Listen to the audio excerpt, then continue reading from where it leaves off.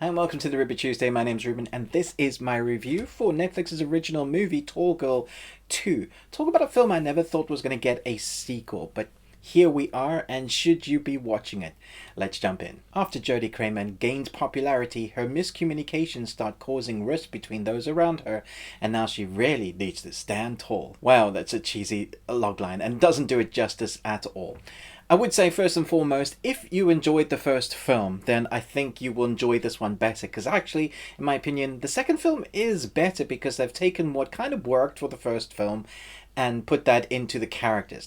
Now, this film is totally a straight to Disney movie. It feels like one of those musicals, although it's not a musical, although they have a musical number in it.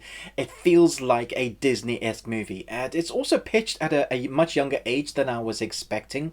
I got it in an email from Netflix in amongst the kids and family content that they're producing. So once I'd grounded that in my head and went, okay, it's younger than I thought, even though the people that they're acting seem on the older teens age, I guess. So there's a bit of a miscommunication there.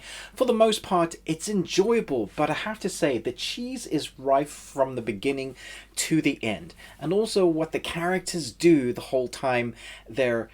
I guess the way they act, the way they are written, the way they say certain things, what they're being given to say, just doesn't come across as real. It comes across as a movie, and it comes across as set. So although the actors are doing great jobs with what they've been given is a movie that feels like a TV movie, Disney movie, that is being written by adults.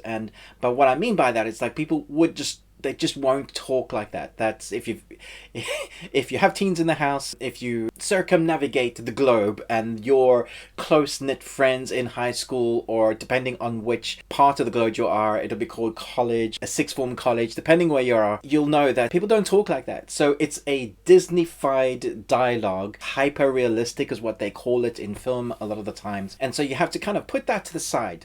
So once again, if you enjoyed what you got in the first film, then you're going to enjoy the second one. The first film really had the story of our main protagonist having issues with being tall, and I found that hard to relate to because I'm not tall. But the second film kind of addresses that, going for the person that is tall, if that is a big issue for her, then that's the reason why she's dealing with it.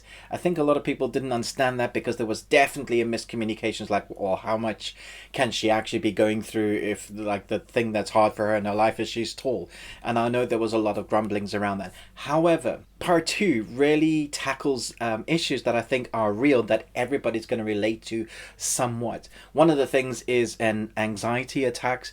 My family and myself in my life have had a few anxiety attacks, and so if you've ever struggled with that, I think it deals with it in a way that's real. So it had some more of a gut punch, or more emotional moments that felt real in amongst the cheese. But what else makes this film sort of fun to watch is there's like a college play that Jodi kind of goes for. If you've seen the trailer, she wants to be the lead, and so there are so many plot points and convenience moments that have to happen for this film to happen.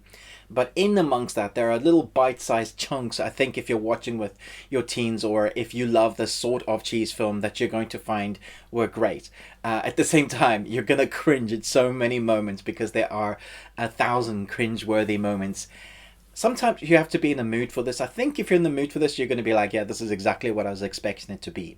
And that's what this film is. Tall Girl 2 is exactly what you expect to be. A sort of Disney high school movie with a theme and moral implications that we need to have today, that is quite nice and seems to stand on its own 2 feet better than the first film did.